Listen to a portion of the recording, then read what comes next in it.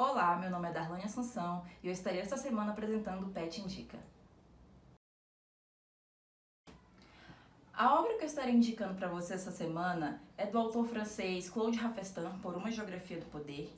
Essa é a leitura que eu estou fazendo durante esse período de isolamento social, que peguei o livro emprestado na universidade antes da pandemia ser declarada.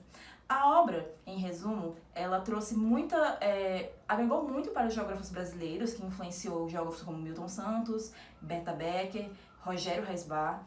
E ela traz início, ela é dividida em 4 partes, uma crítica à geografia política clássica. Na primeira parte do livro, intitulada como Crítica à Geografia Política Clássica, Raffestin ele discute a noção de geografia política de Ratzel, que explica a relação de poder dentro da geografia intimamente ligada ao Estado, indivíduo no solo. O solo ele é o principal elemento na visão alemã, na escola alemã de geografia.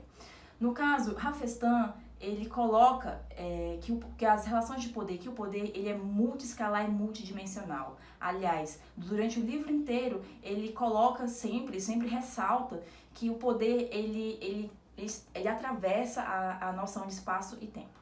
Ainda no tópico sobre o poder, tema o qual é discutido no livro inteiro, todas as seções são com relação ao trunfo do poder com relação a dentro da geografia.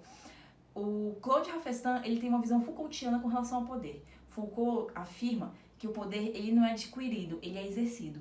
Isso a gente também pode estar percebendo na capa do livro, que vocês vão ver aqui. Ela mostra uma criança em vermelho, em destaque na capa. O autor mesmo ele comenta sobre isso no início do livro, quando vocês forem ler, espero que leiam. Nele, a criança ela exerce poder sobre os animais que tem essa imagem. E são diferentes relações de poder, no qual a criança ela tem uma amarra ao pássaro.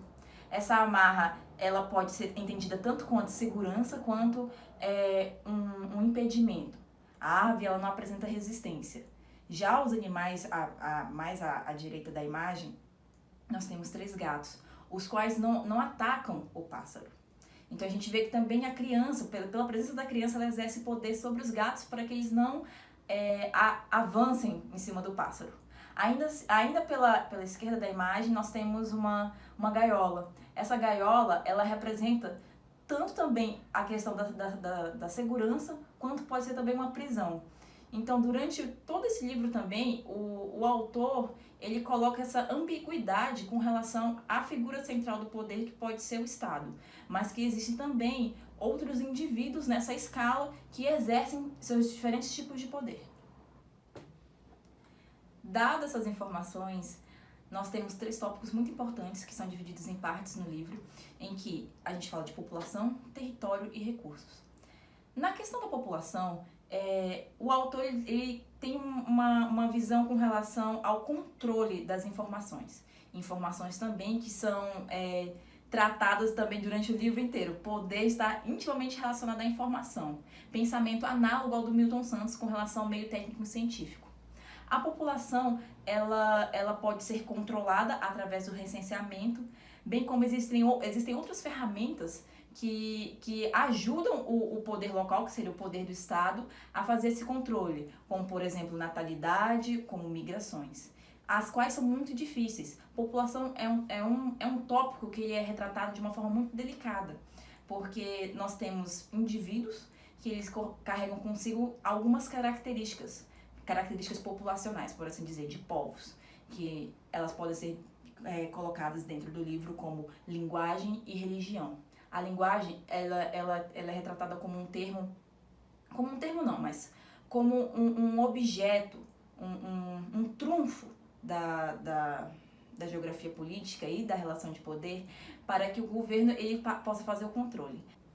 Da mesma forma que a população ela pode oferecer resistência.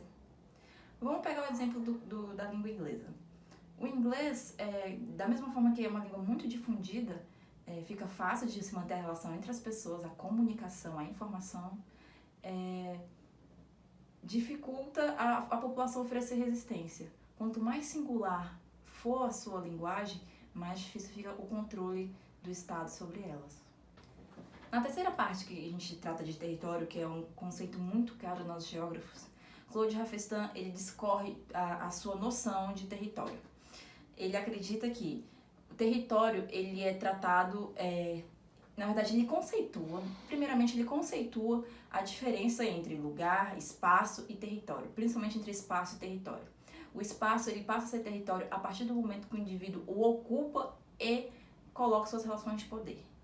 Esse conceito de território muito é utilizado nos nossos trabalhos de geografia.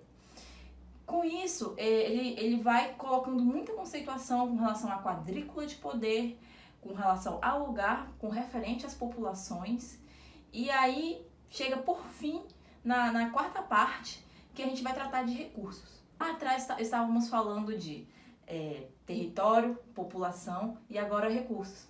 Todos eles são motivos pelos quais países vão à guerra. Países vão à guerra porque querem mais território, porque querem controlar a população e porque querem recursos.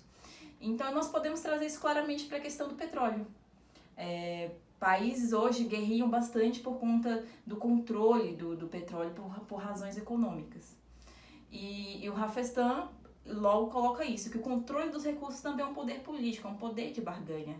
Por fim, eu não poderia deixar de trazer esse clássico, que é o Claude Rafestan, para vocês, e indicá-lo como uma forma, né, de se introduzir a geografia política e também, né, a gente ter essa discussão do que é geografia política e geopolítica.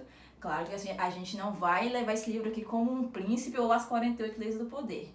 Ele é um livro que é tratado mais como um clássico da geografia, no qual nós discutimos muitos termos como o território, como população, como lugar, como centralidade e marginalidade.